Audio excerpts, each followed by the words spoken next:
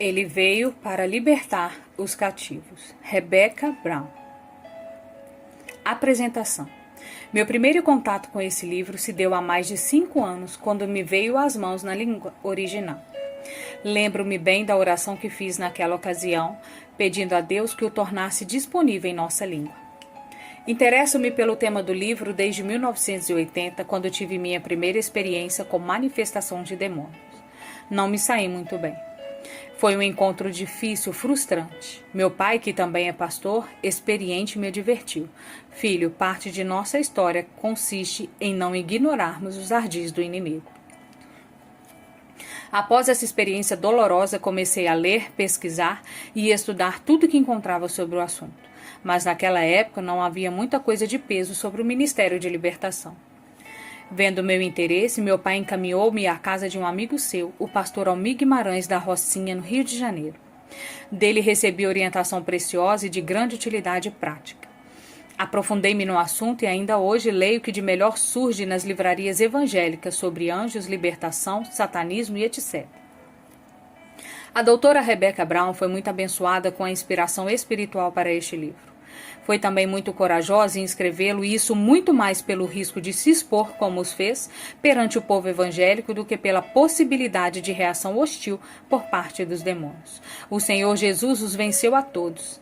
Sei muito bem o quanto custa tomar uma posição dessa natureza, e por isso entendo que a coragem desse ato confere a este livro nova dimensão e valor. Ao contrário dos espíritas, nós evangélicos temos poucos registros de nossas experiências nessa área. É uma pena. A troca de informações é valiosíssima para o desenvolvimento de nossas habilidades espirituais, pois nossa vivência cristã pode ser muito enriquecida com a experiência de outros irmãos. Fui tremendamente abençoado com a leitura deste livro. De tanto falar dele para tanta gente, acabei me envolvendo com o preparo dessa edição. Por isso mesmo, é com enorme satisfação que o recomendo, primeiro aos pastores, meus colegas de ministério, e aos seminaristas, futuros obreiros que deverão se apresentar preparados. Também recomendo sua leitura aos guerreiros e guerreiras que creem na vida abundante, na vida plena de vitória sobre o maligno. Vale a pena. Que Deus abençoe a cada um de vocês. Pastor Ciro Otávio, Igreja Batista da Floresta, Belo Horizonte. Atenção! Satanás não quer que você leia este livro, o que torna um dos livros mais difíceis que você já tentou ler. Pai Celestial, peço-te que protejas o nosso leitor, dando-lhe entendimento exato de tudo o que nos direcionastes a dizer. Peço e agradeço no precioso nome de teu Filho Jesus Cristo, nosso Senhor e Salvador. Amém? O propósito deste material é mostrar como Satanás e seus demônios atuam no mundo e como você poderá, de modo eficaz, lutar contra eles, libertando-se da escravidão. Satanás fará de tudo para impedi-lo de ler, tentará impor sonolências, confusões, interrupções constantes e muitas outras coisas. Sendo que o medo é uma de suas maiores armas, ele usará para intimidá-lo. Será preciso chamar o nome de Jesus para afastá-lo. Não deixe de orar e pedir ao Senhor cobertura para o que irá ler. Minha profunda gratidão é primeiro atribuída a Deus e depois a Elaine. Não seria possível escrever esse livro sem as informações cedidas por ela e sem a força, orientação e estímulo vindos do Senhor. Do mesmo jeito que Elaine me narrou sua vida, eu a escrevi. É claro que não posso documentar tudo nessa narrativa, porém ela não é única. Existem tantas outras que saíram do reino de Satanás e dão testemunhos parecidos. Todos os nomes foram mudados para proteger as pessoas envolvidas na história. Oramos fervorosamente para que o Senhor Jesus Cristo abençoe você tão logo comece a ler as páginas que se seguem. Indo para Nazaré, onde fora criado, entrou num sábado na sinagoga, segundo seu costume, e levantou-se para ler. Então lhe deram o livro do profeta Isaías, e abrindo o livro, achou o lugar onde estava escrito: O Espírito do Senhor está sobre mim. Pelo que me ungiu para evangelizar os pobres, enviou-me para proclamar libertação aos cativos e restauração da vista aos cegos, para pôr em liberdade os oprimidos e apregoar o ano aceitável do Senhor. Tendo fechado o livro, devolveu ao assistente e sentou-se, e todos na sinagoga tinham os olhos fitos nele. Então passou Jesus a dizer-lhes: Hoje se cumpriu a escritura que acabais de ouvir. Lucas capítulo 4, dos versos 16 ao 21. Ele veio para libertar os cativos. Capítulo 1. Rebeca. Ela sentiu que havia algo diferente no lugar, desde o primeiro momento que atravessara a porta. Era como se a escuridão pairasse. Não podia definir, mas estava lá, algo que ela sabia nunca ter experimentado. Rebeca é médica e era a primeira vez que entrava no Hospital Memorial para começar seu treinamento em residência. Terminara o curso de medicina no mês anterior e pela primeira vez em seus 30 anos saía de casa. Não tinha ideia de que as tragédias que aconteceriam naquele lugar transformariam para sempre ela e o curso de sua vida.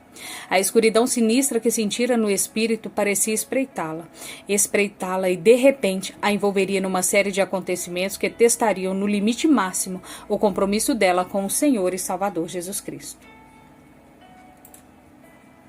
O primeiro teste viria logo. Rebeca já trabalhava há cerca de 2 meses no hospital. Numa noite, enquanto trabalhava na sala de emergência, lá pelas 2 da madrugada, trouxeram um homem aparentando ter 30 anos. Quando viu o corpo dele todo machucado e estralhaçado, Rebeca recuou de pavor. Antes de ser médica, ela já havia trabalhado como enfermeira em hospitais da cidade. Contudo, nem as experiências de 6 anos nas salas de emergências fazia-se lembrar de ter visto algo semelhante.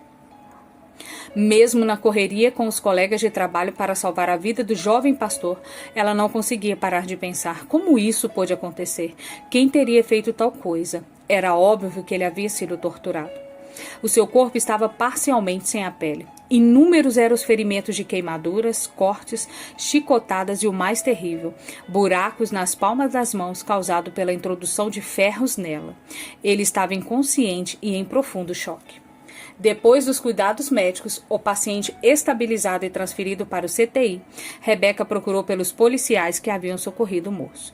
Eles não tinham muito o que dizer, a não ser de que parecia tratar-se de um caso típico de sequestro. Acharam-no desmaiado e o primeiro pensamento fora de que estivesse morto. Recusaram-se a falar sobre o incidente e saíram rapidamente resmungando sobre ter de arquivar o caso. Todos na sala de emergência voltaram às suas tarefas como se nada de anormal tivesse acontecido. Particularmente, ninguém parecia surpreso pela condição do paciente. Rebeca novamente sentiu aquela esmagadora atmosfera. Estava tremendamente confusa e preocupada. No entanto, a despeito da circunstância, o trabalho a esperava. Até então, nada em sua experiência de vida poderia tê-la preparado tanto como o choque que o testemunho do pastor causaria ao narrar o que lhe acontecera antes de entrar no hospital naquela noite. Ela nem mesmo sabia que o próximo golpe seria contra uma de suas pacientes, uma pessoa que amava muito. Mas primeiro, deixe-nos descrever o treinamento que o Senhor deu a Rebeca, preparando-a para tudo o que viria a acontecer. Foi-lhe concedido o tremendo privilégio e a bênção de nascer em um lar cristão. Seus pais oravam por ela diariamente. Quando muito jovem, aceitou a Jesus como Salvador, mas não sabia nada sobre relacionamento pessoal com ele. Cresceu em uma denominação restrita e religiosa, onde não lhe era permitido fazer amigos ou relacionar-se com pessoas de outros grupos. Foi rejeitada tanto dentro de seu meio como fora dele. Ridicularizada e criticada na escola por membros de outros grupos, ela cresceu solitária. Além do mais, era muito enferma, passando toda a infância ora em casa, ora no hospital. Descobriram depois que ela possuía uma doença neuromuscular que, além de debilitá-la, era incurável. Mas a dedicação e as orações de seus pais foram para ela estabilidade e proteção. Nenhum temor impediu que Rebeca entrasse em um mundo oculto. Ocultismo este que aprisiona tanto jovens com antecedentes similares. No primeiro ano da escola de medicina, ela finalmente entregou todas as áreas de sua vida ao senhorio de Cristo. Deixou que ele fosse o seu mestre, assim como o seu salvador. Os 4 anos foram de intensa luta devido à doença neuromuscular e às dificuldades financeiras. Foram anos em que ela aprendeu a confiar no Senhor, a andar com Ele dia a dia, ouvi-lo falar em seu espírito, aprendeu a seguir suas orientações e a experimentar a provisão divina para cada necessidade diária. Antes de ingressar na escola de medicina, ela havia trabalhado durante 7 anos como enfermeira. Então, como resultado do poderoso mover de Deus em sua vida e de inúmeros milagres, ela abandonou a enfermagem e voltou a estudar indo depois para a escola de medicina. Na época em que entrou no Hospital Memorial, Rebeca não sabia absolutamente nada sobre satanismo ou mesmo sobre Elaine, uma poderosa bruxa que morava perto dali. Ela nem sonhava que o fato de andar com Cristo naquele hospital causaria um impacto tamanho no mundo espiritual e que as forças das trevas ficariam enfurecidas. Viu-se envolvida numa luta tremenda. Elaine, uma das mais poderosas bruxas nos Estados Unidos, liderou um ataque organizado por muitas outras que usaram todos os poderes e habilidades da bruxaria para tentar matá-la. O primeiro ano de residência é também o primeiro treinamento que o médico recebe depois da faculdade, indo especializar-se em alguma área.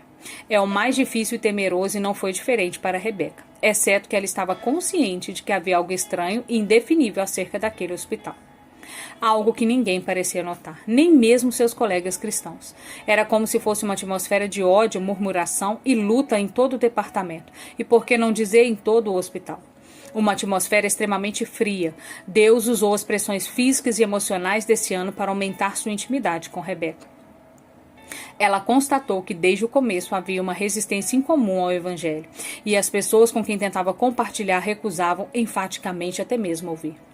De fato, passados 6 meses que trabalhava no hospital, a administração recolhera dos quartos todos os Novos Testamentos.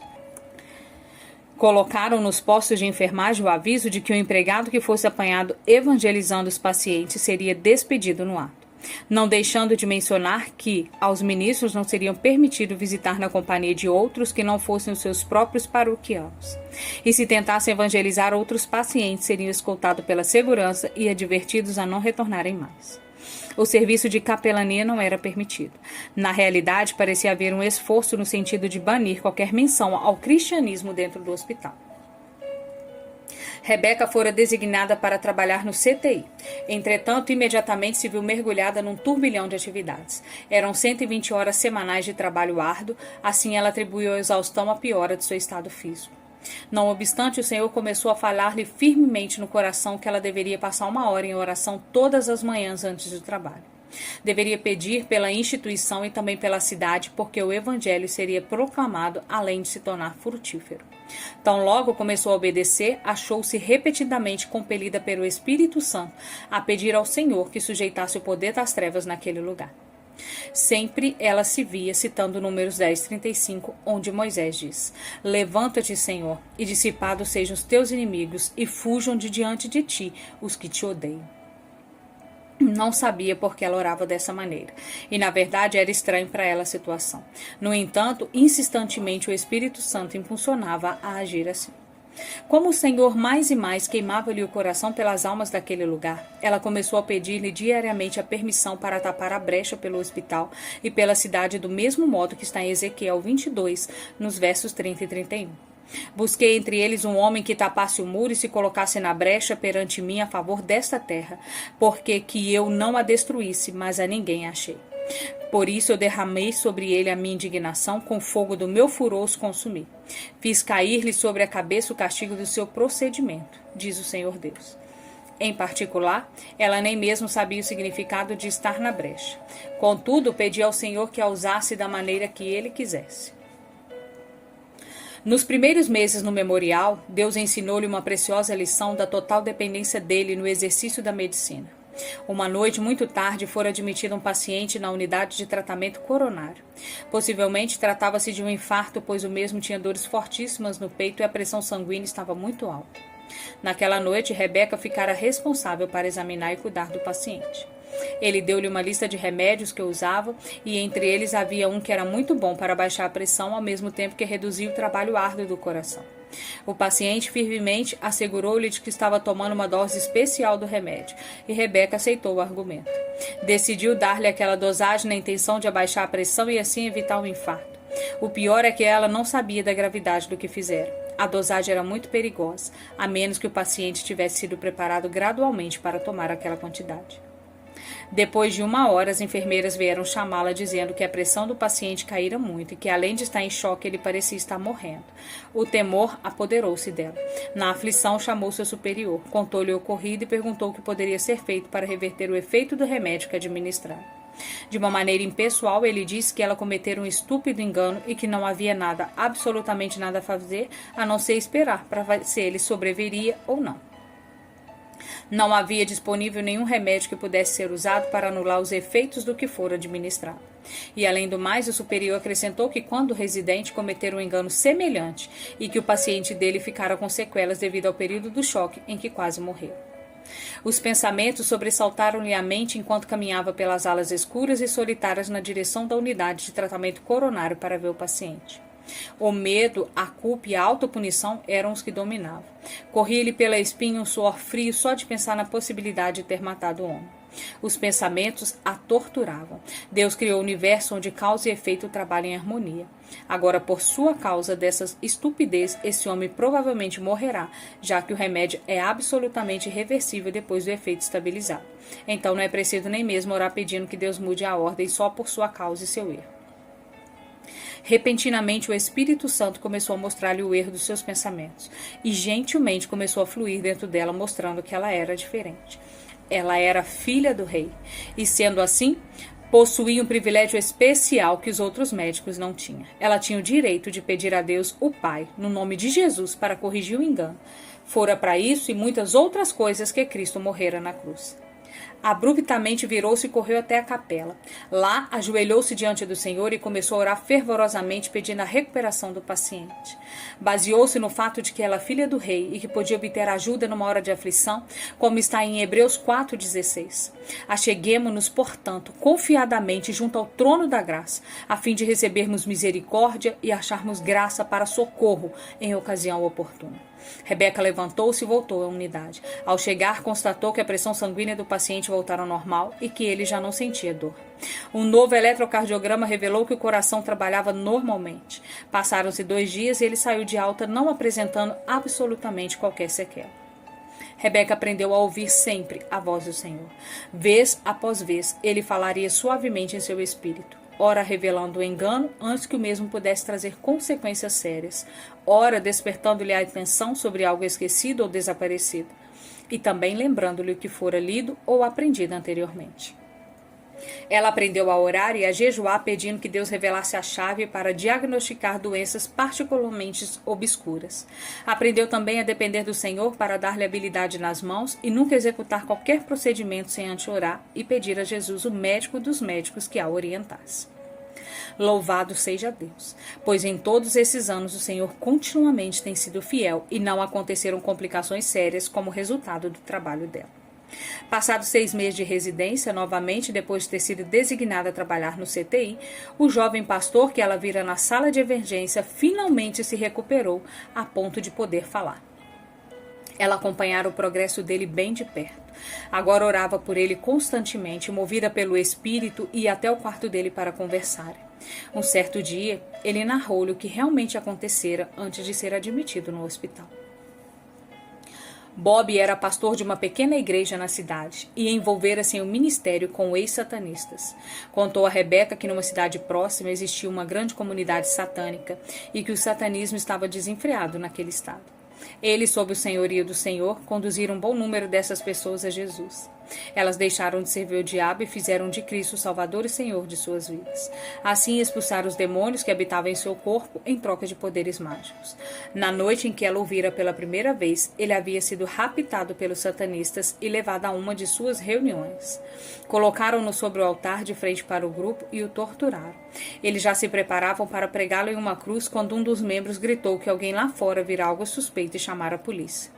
Os satanistas tinham acesso ao rádio da polícia e monitoravam todas as chamadas. Bob desmaiara enquanto estava sendo crucificado e esteve inconsciente até acordar na cama do hospital. Como nunca ouvira falar em tal coisa, Rebeca estava atônita. Seria essa a explicação para a sensação que tivera no hospital? Outras revelações estavam por vir. Na segunda vez em que fora escalada para trabalhar no CTI, aumentaram-lhe as preocupações.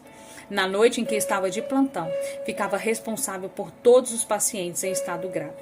Como orava intensamente por eles, começou a notar que muitas mortes ocorriam sem qualquer explicação. Normalmente há uma ordem no desenvolvimento de uma determinada doença que leva à morte. Vejamos um exemplo. Se um paciente ficar em choque e pressão baixa devido a alguma hemorragia, e se a mesma for estancada ou se o volume de sangue perdido for reposto através de transfusão, a pressão não deverá cair novamente, a não ser que haja outra hemorragia ou que esse mesmo paciente sofra uma infecção generalizada. No entanto, muitos dos pacientes de Rebeca, depois de estabilizados, sem qualquer razão aparente, pioravam o quadro clínico. Quando não era o coração que de repente parava de bater, era a pressão que descia a zero ou a respiração que cessava. Apesar de todos os esforços para salvar-lhes a vida, muitos morriam rapidamente. Rebeca presenciava a autópsia feita neles e cada vez ficava mais confusa quando a causa da morte não era outra, senão a mesma que os trouxeram ao hospital. Outro problema que afligia Rebeca era a frequência dos casos de, como são chamados na medicina, psicose aguda do CTI. Os pacientes, quando estão sob estresse de uma doença crítica, são transferidos para o CTI e ficam lá durante um determinado tempo. As luzes ficam acesas 24 horas. Os monitores ficam ligados e não existem janelas. Nessas condições, um considerável percentual fica desorientado e começa a ter alucinações, isto é, começa a ver coisas que não são reais. Coincidentemente, no memorial, a incidência das psicoses do CTI era bem superior ao que Rebeca presenciara em outros hospitais. Ela se sentiu orientada pelo Senhor a conversar com os pacientes para saber o que eles vinham exatamente, e para sua surpresa, a maioria via demônios no quarto. Profundamente preocupada com a situação, ela começou a mencionar nas conferências a incidência das mortes e da psicose. E pelas manhãs conversava sobre o assunto com outros residentes. Porém, ninguém parecia preocupar-se com a questão ou até mesmo dar crédito ao que ela dizia. Depois da terceira tentativa, chamaram-na até a cela do diretor do programa de treinamento e advertiram-na para que se calasse. Disseram que ela não tinha experiência suficiente para saber o que estava falando. Quando Rebeca argumentou que a sua experiência, somada ao tempo de enfermagem e medicina, já era de 10 anos, disseram que se ainda continuasse a criar problemas, seria cortada do programa de treinamento. Assim, suas orações matinais tornaram-se intensas na busca de uma revelação do Senhor sobre o que estava acontecendo. E a primeira confirmação veio através de uma de suas pacientes. Pearl era uma senhora negra do sul dos Estados Unidos, crente fervorosa que estivera sob os cuidados de Rebeca durante 6 meses. Elas se amavam muito. Em uma determinada noite, Pearl chegou ao hospital muito doente e Rebeca transferiu-a para o CTI. Na manhã seguinte, dentro da rotina normal de trabalho, ela foi ver os pacientes e as enfermeiras disseram que Pearl estava alucinando. Rebeca assustou-se porque conhecia sua paciente muito bem. Sabia que ela era uma cristã fervorosa e que sofrera muito, por isso não se entregava ao pânico facilmente. No exato momento em que entrou no quarto, Pearl estava chorando. Quando Rebeca quis saber o motivo, ela disse que se não fosse retirada do CTI, uma enfermeira poderia matá-la naquela noite. Contou-lhe como proceder essa enfermeira ao cuidar dela na noite anterior. Dissera a Pearl que não era necessário que ela lutasse para viver, porque poderia facilmente reencarnar-se numa vida futura. A enfermeira falou também que invocaria as entidades superiores para levá-la para essa maravilhosa vida futura. Quando ela lhe impôs as mãos falando palavras em uma língua estranha, Pearl reconheceu que era um ritual de feitiçaria. Ela conhecia por experiência própria o voodoo, a magia negra e os demônios e declarou tê-los visto no quarto. Disse a Rebeca que se o mesmo acontecesse de novo, ela morreria, pois estava bastante debilitada para lutar. Rebeca estava estarrecida. Ela conhecia Pearl o suficiente para saber que ela não estava mentindo e que também não estava louca. A enfermeira de quem Pearl falara era uma senhora idosa, agradável, atraente e extremamente habilidosa. Além de organizada e inteligente, ela procurava certificar-se do bem-estar dos pacientes. E o pior, era respeitada pelos médicos e pelas outras enfermeiras.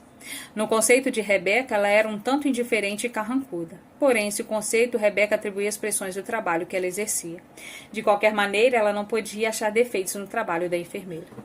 Não possuindo provas, era impossível conversar com quem quer que fosse, pois iriam falar que ela estava louca. Naquela época, ela pouco sabia sobre bruxas e quase nada sobre demônios. Então, só havia uma coisa a fazer: orar. Todo o tempo disponível, ela passava de joelhos na capela em oração. Na realidade, a capela estava sempre vazia, porque ninguém a usava. No final do dia, o Senhor confirmou em seu coração que Pearl estava falando a verdade.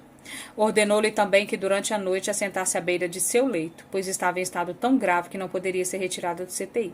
E Rebeca poderia fazê-lo porque não estava de plantão naquela noite. O que estava para acontecer naquela noite mudaria para sempre a vida de Rebeca. Quando assentou-se ao lado da cama de Pearl, não esperando que realmente algo acontecesse, sentiu uma opressão demoníaca como nunca antes. Ellen, a enfermeira encarregada do CTI, não entrou no quarto durante toda a madrugada. Rebeca sentia vir contra ela um incrível e invisível poder. Era como se uma mão gigantesca tentasse esmagá-la contra o chão e uma força invisível tentasse sugar toda a vida de seu corpo. Ela tentava entender a situação cientificamente, repetindo para si mesma que tudo era fruto de sua imaginação. Contudo, isso não a ajudou. Sentia-se tão fraca que não conseguia nem mesmo permanecer sentada. Pirra o sentiu mesmo. Assim, de mãos dadas, sem fazer barulho, elas oraram pedindo ao Senhor que as cobrissem com o precioso sangue de Jesus. Pois eles o venceram, Satã, por causa do sangue do Cordeiro e por causa do testemunho que deram. Apocalipse 12, versículo 11. Fora uma noite de uma luta espiritual tremenda. Mesmo assim, Pirra amanheceu seguro e Rebeca retirou-se do CTI pela manhã. Outras revelações vieram logo após. Semanalmente, Rebeca lecionava um estudo bíblico para alguma das enfermeiras que ela mesma conduzira a Cristo. Uma delas, Jean, finalmente contou-lhe como se envolvera no santanismo antes de se converter. Ela disse que Ellen a treinara para se tornar uma médium e estava para iniciar-se quando Rebeca entrou no hospital e começou a falar-lhe sobre Jesus.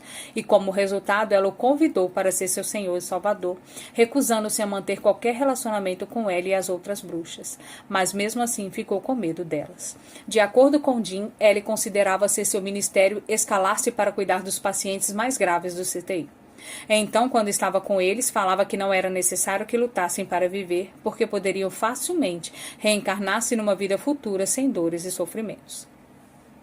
Assim, com ou sem o consentimento deles, ela pousava as mãos sobre os mesmos e invocava as entidades superiores para virem e acompanhá-los até outra vida. Isso naturalmente fazia com que o estado deles piorasse e chegassem ao óbito. Jean estava temerosa de contar a situação a outras pessoas porque ela ocupava uma posição de respeito dentro do hospital. E diante disso, ninguém acreditaria nela. De fato, depois de ter aceitado a Cristo, Jean transferiu-se para outro turno, evitando desta forma trabalhar com ela. Foi por intermédio de Jean que Rebeca veio a saber também sobre a comunidade satânica que existia ali perto da cidade. Além de ter uma das maiores distribuidoras de literatura do ocultismo, essa comunidade possuía também uma igreja. Toda a narrativa de Jean confirmava o que o pastor dissera a Rebeca e por isso ela tinha medo de ter o mesmo destino dele. Na vizinhança não havia ninguém que levasse a sério a comunidade, sendo que isso era precisamente o que Satanás queria. Através de outras fontes, Rebeca soube do envolvimento de enfermeiras e médicos com o ocultismo e viu a necessidade de aprender um pouco mais sobre a comunidade e sobre o satanismo. Novamente, depois de levar o problema ao Senhor, obteve dele a confirmação. Começou então a estudar a Bíblia fervorosamente para aprender mais sobre Satanás e seus demônios. Descobriu que eles podiam habitar nas pessoas e elas, por meio dos poderes satânicos, poderiam fazer qualquer coisa. Foi então que Rebeca começou a guerrear ativamente contra ela e os outros satanistas do hospital.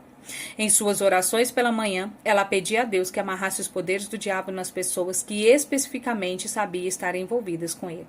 Diariamente à noite, antes de deixar o hospital, ela caminhava pelo CTI e outras alas e tranquilamente, mas de forma audível, usava de autoridade sobre cada espírito demoníaco onde os mesmos se encontravam ou onde poderia estar durante o dia ou durante a noite. Amarrava-os com o poder do nome de Jesus Cristo e pedia ao Senhor que colocasse proteção especial sobre os pacientes, resguardando das forças demoníacas. Nas muitas noites que estavam de plantão, era chamada ao CTI ou a uma das alas para ver um paciente que estava sofrendo piora do quadro clínico. Como Deus lhe dera discernimento de que tais problemas eram resultados da interferência demoníaca, ela aprendeu a valer-se de Lucas 10:19 e Marcos 16:15. Eis aí vos dei poder e autoridade para pisares em serpentes e escorpiões, e sobre todo o poder do inimigo, e nada absolutamente vos causará dano. Estes sinais hão de acompanhar aqueles que creem. Em meu nome expelirão demônios. Foram muitas vezes em que, assentada ao lado do enfermo, lutou silenciosamente em oração, amarrando e ordenando os demônios a saírem. Ellen, por sua vez, do outro lado da cama, desferia contra ela e o paciente todo o poder maligno a seu dispor. Nas ocasiões em que Rebeca tentou usar de seus conhecimentos médicos para reverter o quadro clínico do paciente, constatou que eles eram insuficientes se não fossem combinados à batalha espiritual em oração. Naturalmente que nem Ellen, Satanás e outras bruxas tinham prazer nas atividades de Rebeca. Por isso a batalha já estava declarada. Rebeca tentou compartilhar com um casal de colegas cristãos o que estava acontecendo. Eles, no entanto, recusaram acreditar. Disseram que ela estava doente, cansada e imaginando coisas. Como a batalha se intensificasse, a doença neuromuscular de Rebeca piorou. Ela ficou sob os cuidados de um dos médicos-chefe do hospital. A despeito das orações e dos esforços feitos a seu favor, ela sabia que estava morrendo. Finalmente, no último dia de sua residência, ela ficou tão doente que já não podia mais trabalhar. Uma avaliação médica feita por vários especialistas revelou que ela não viveria por muito mais tempo e que não havia mais o que fazer. Perguntaram-na se queria ficar internada ou ir para casa. Ela decidiu que iria para casa.